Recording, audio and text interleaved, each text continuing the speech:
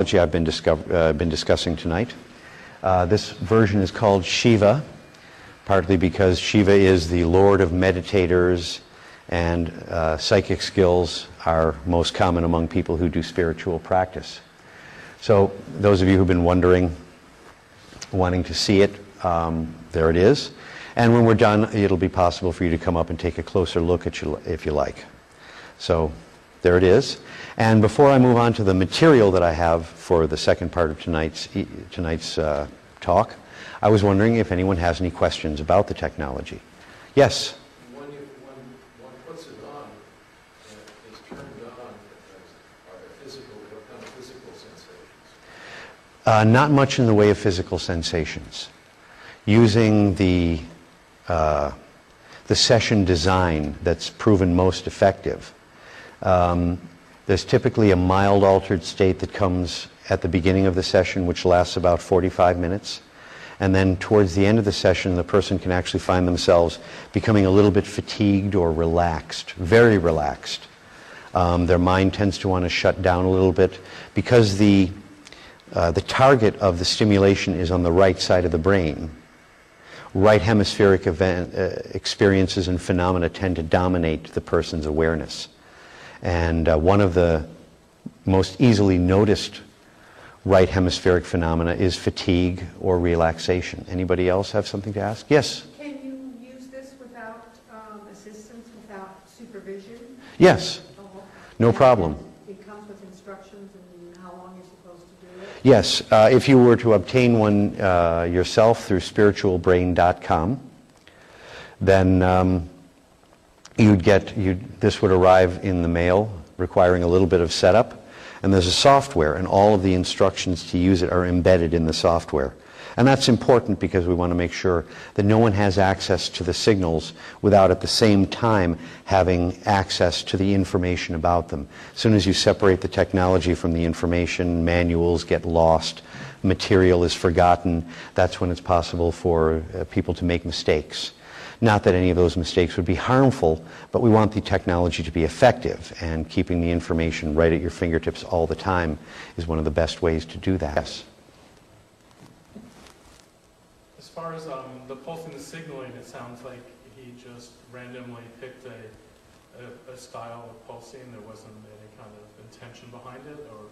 No, it was, as far as how he chose the signals to be used in this experiment is concerned, he actually wasn't shooting in the dark at all. He used two signals for some of the earlier experiments, and some of the ones that are going on now and haven't been published yet, there's only one signal being used. Although the speed at which the signals move from one pair of coils to the next changes with each phase of the session, so that in one phase it moves a bit faster, and the next one a bit slower, and then a bit slower, and a bit slower. Earlier, these two signals had a track record. One of them derived from the amygdala, which is referred to in the literature as burst X, because it duplicates the pattern that occurs with burst firing in the amygdala. Had a track record for producing spiritual experiences. In fact, that's the one that was used in the God helmet studies, where some 1% of the subjects actually saw God in the laboratory. The other one was devised, tailored after a chirp pattern from a piece of equipment called a function generator. And that one had some track record for inducing powerful altered states when applied over the right hemisphere. And because psychic effects are not religious experiences per se, that ruled out the first. And the strong response from the right hemisphere tended to include the second. So that's how that choice was made. Let's move on to the next bit of material. And I'll warn you in advance that this area that I'll be discussing next, miracles, is much more speculative than what I have talked about before. There is less evidence to guide us in our thinking on the subject, and yet at the same time it's worth talking about, partly because the strong role that miracles have had in our world's religions. Christ performed miracles, so did the Buddha. And they're worth knowing about. The public is curious about them, and ultimately it is the public who pays the bill for all science that is done of any kind. So, and yet there is a chain of evidence that I can follow, and one of them involves a personal case history that I was involved with a few years ago. And just like the one where Dr. Persinger worked with Ingo Swann, a single subject, if they're well chosen and the stimulation they receive is well targeted to the subject you're investigating, it can still be worthwhile, even with just one subject. It's not conclusive, it's not decisive. Perhaps the most it can do is call for more research, and yet that doesn't keep it from being quite significant. Just like, yes, a question. Would you give a definition of miracle as you're using it here? Yes. Miracles are, well, I have to use another word that will call for a further definition.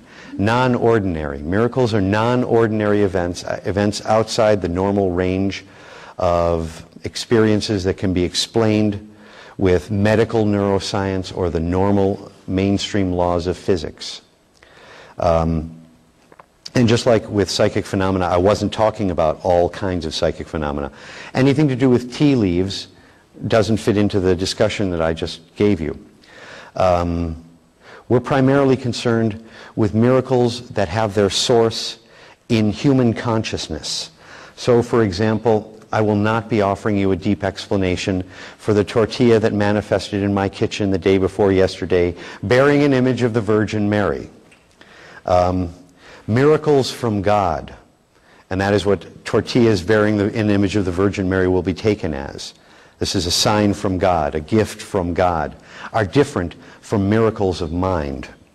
And for those of you who are curious about the tortilla, I can tell you that it originates with Jose's Mexican Products.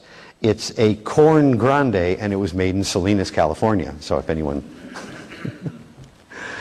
Okay, now, talking about miracles a little more seriously, there is one classical religious text, it comes from the Buddhist tradition, that does give you detailed instructions on how to perform miracles. It's called the Visuddhimagga, which name means the path or the road or the trail to purification. It was written by Buddhaghosa Acharya, I believe, in the 12th century.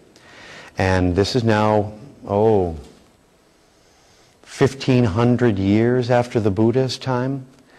And there had been an enormous amount of information that had accumulated in monasteries all over the world. But there was no tradition of centralized information exchange. There were no journals. There were no websites, certainly. There was no calling up the abbot of another temple and sharing information. So this man acquired information from many, many sources and condensed it into a single book. And I say condensed tongue-in-cheek because, in fact, the book runs over 1,000 pages. And there's a chapter in it, I believe it's chapter 12, the description of concentration. And in that chapter you will find, if you read between the lines and don't mind some very heavy reading and the occasional trip to the dictionary, you will find descriptions of how miracles are performed. And I'm going to be giving you some of that information tonight. According to Buddhaghosa Acharya, there is a state of consciousness called the realm of infinite space, and it's a formless absorption state. It's a state of consciousness that only appears when you are absorbed in a meditation object. And it involves the perception of infinite space. Now, this image, which has appeared so far in every one of these talks, shows one of the more common manifestations of that for more ordinary people. And it's gotten the nickname the void. And in near-death experiences, it can appear with this point of light at the middle. It's been reported through peyote visions. I've talked to a couple of people who've had it following head injuries. And without the point of light, it's simply an infinite black space. But there's more to it than just space. It has a texture, it has a vibration, it has a sound that isn't heard, a texture that isn't touched. It has information to convey, and yet words do not appear in which to receive the information. And what I think is happening in this state, when a person is simply face to face with infinity in their minds, is that The spatial perception, which is the arena, so to speak, of the hippocampus, is disinhibited. Ordinarily, in order for me to perceive a space, I have to take the space that I'm in and shrink it down from the most that my mind is capable of handling. Same, if it's true for me, it's going to be true for everyone else. So it's actually possible, now some people don't get this, but it's actually possible to be in a room like this and focus your attention not on what's in the room, but the amount of space that's displaced in the room. So that instead of getting a sense of the place, you cue in on, you focus on the space that's contained within it. And if you disinhibit that, and the brain, it's been said the brain works by creating a function somewhere in our evolutionary history, and then inhibiting the function, and then inhibiting the inhibition, and then inhibiting the inhibition to the function, so that the brain's complexity grows through evolutionary history by inhibiting more and more of it through more and more complicated levels, until you can have 5 or 6 layers of inhibition to a single function. Turn one on, turn the other off, 3 of them on, 2 of them off, and so forth, so that a single brain structure with 1 or 2 core functions can actually be expanded to function in hundreds, thousands of different ways. And this is one of the ways that many scientists believe the brain evolved from a simple thing that only tells a flatworm what's food and what isn't, to the kinds of brains that we have, where we can tell what's food and what isn't, but if we have the head for it, we can also learn calculus.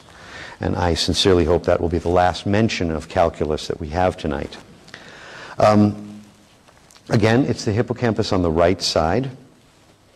And this is the most likely source for the experience of the void, because it's the one on the right side, the one that processes information that does not come in words, that is the most crucial, at least as far as deeper structures are concerned, in our ability to perceive space, spatial relationships, and to work with our mental maps of things. It's also implicated in out-of-body experiences, in which you perceive your own body as having a different location in space than it ordinarily would. One of the ways that you know that you're having an out-of-body experience is that you are in a different place than you would be if you are in the body. And this small, subtle, perhaps unimportant detail to those who've had them actually gives us a very strong and crucial guide to understanding which brain parts are involved in it. Another thing about the hippocampus, and I think I said this before, but it's worth saying again, it is the main source, possibly the only source of theta output from the brain. And again, that involves things like twilight sleep, hypnosis, meditation, trance, and so forth.